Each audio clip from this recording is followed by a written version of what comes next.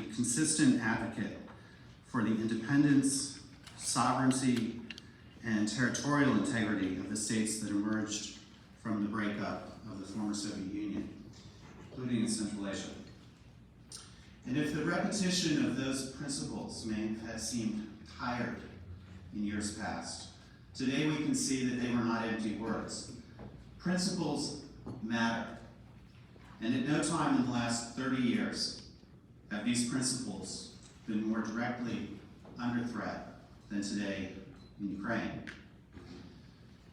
Russia's unprovoked invasion of Ukraine is a flagrant violation of the UN Charter that undermines global order, peace, and security, and certainly contrary to US national security and foreign policy interests. And this war of aggression in Ukraine has profound implications for this region. It has led to economic disruptions, migration to Central Asia and other countries from Russia, and undermined regional security more broadly. And so that is why the United States is standing with these states, just as we have over the last 30 years, to put principles into practice across a broad range of our shared and mutual interests.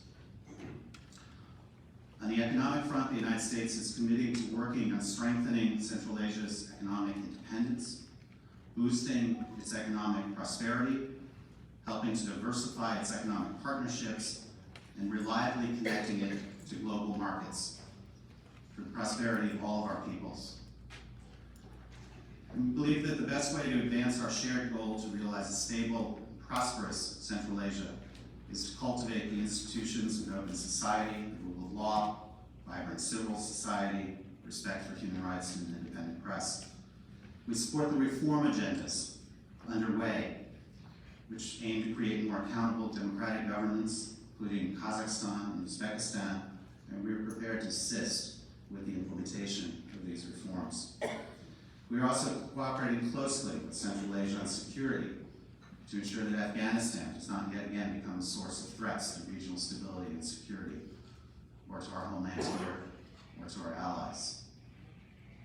Times of change and uncertainty also create opportunities, and we see this moment as a time to strengthen our relations with this important region.